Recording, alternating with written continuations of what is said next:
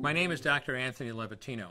I'm a practicing obstetrician-gynecologist, and I've performed over 1,200 abortions. Today I'm going to describe a third trimester induced abortion, which is performed at 25 weeks to term.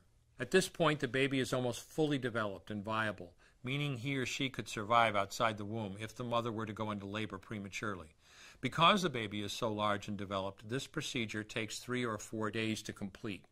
On day 1, the abortionist uses a large needle to inject a drug called digoxin.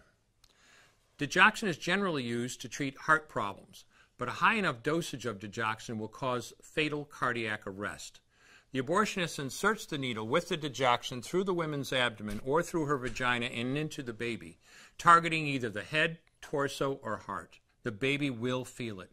Babies at this stage feel pain.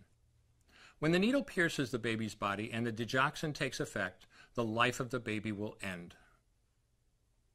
The abortionist then inserts multiple sticks of seaweed called laminaria into the woman's cervix. They will slowly open up the cervix for delivery of a stillborn baby. While the woman waits for the laminaria to dilate her cervix, she carries her dead baby inside of her for 2 to 3 days.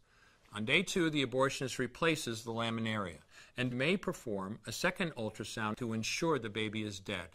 If the child is still alive, he administers another lethal dose of digoxin. The woman then goes back to where she is staying while her cervix continues to dilate. If she goes into labor and is unable to make it to the clinic in time, she will give birth at home or in a hotel. In this case, she may be advised to deliver her baby into a bathroom toilet.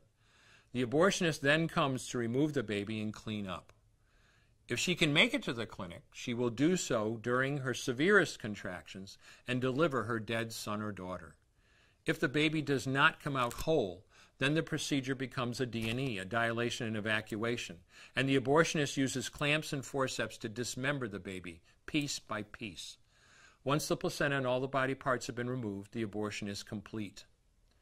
Late-term abortions have a high risk of hemorrhage, lacerations, and uterine perforations, as well as a risk of maternal death.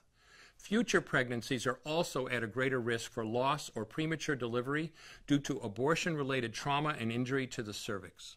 As I mentioned at the beginning, I'm Dr. Anthony Levatino, and in the early part of my career as an OBGYN, I performed over 1,200 abortions. One day, after completing one of those abortions, I looked at the remains of a preborn child whose life I had ended, and all I could see was someone's son or daughter. I came to realize that killing a baby at any stage of pregnancy for any reason is wrong. I want you to know today, no matter where you're at or what you've done, you can change.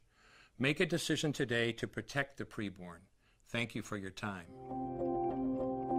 I will no longer do any more abortions. When you finally figure out that killing a baby that big for money is wrong, that it doesn't take you too long to figure out it doesn't matter if the baby is this big or this big or this big or maybe even this big, it's all the same. And I haven't done any since then, and I never will.